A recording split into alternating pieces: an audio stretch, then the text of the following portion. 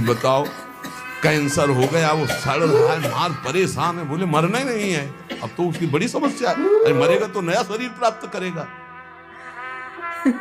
कोई प्यार नहीं करता है, कोई प्यार नहीं करता है। जिस दिन तुम बिस्तर में लग जाओगे, सब प्रार्थना करेंगे जल चढ़ा के भगवान से, इनको उठा लो, और अगर थोड़ा भी काम लायक हो कि भगवान को कोसेंगे, वैसे भगवान को मनाएंगे। मृत्यु भी बहुत जरूरी, सच्ची मानो, तुमसे हृदय से बात करते, मृत्यु बहुत जरूरी है।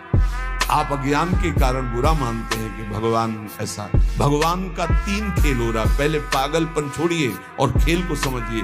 वो अपने आप से अपने आप को रच रहा है, अपने आप से अपने आप का पालन कर रहा है, और अपने आप से अपने आप का अंतर ध्यान लीला, जिसे विनाश लीला कहते हैं, उसी में वो 3 रूप धारण किए। ब्रह्मा रूप से सृजन कर रहे हैं, विष्णु हरि रूप से पालन कर रहे हैं, तो शिव रूप से संहार कर रहे हैं। संहार भी उतना ही महत्वपूर्ण है जितना पालन और सृजन महत्वपूर्ण है, और वो किसी और का नहीं कर रहा है, वो अपने आप से अपने आप का कर रहा है। तो बोले मुझे क्यों घसीट रहा है? क्योंकि तू अपने ब्रह्म में तू भी वही है।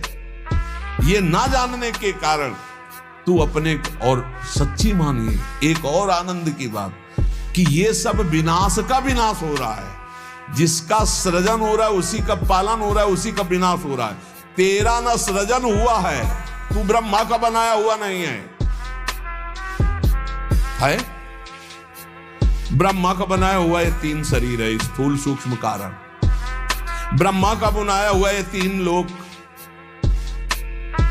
लेकिन ब्रह्मा को जिसने बनाया उसी का तू अंश है।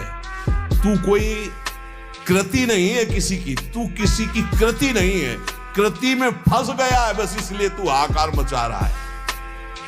मैं बीमार, मैं मरा, मैं जवान, मैं सुंदर, मैं जन्मा, तू अजन्मा, नित्य आनंद अविनाशी। अब यही समझना है, सत्संग का मतलब यही समझ। एक बार समझ गए तो फिर रोना क्या, जब जाग गए तो फिर सोना क्या, समझ गए तो रोना क्या, मिट जाएगा ये जन्म जन्म का रोना। तेरा विनाश करने में कोई भी समर्थ नहीं है, स्वयं भगवान भी, सुदर्शन भी कृति का विनाश करेगा, तेरा नहीं, क्योंकि तू किसी की रचना नहीं। सुदर्शन जी भी रचना का विनाश करते हैं। बोले शिशुपाल की ये गर्दन कटी, शिशुपाल कटा क्या? जो शिशुपाल था अंदर, वो तो दिव्य तेजोमय होकर श्री कृष्ण में समा गया।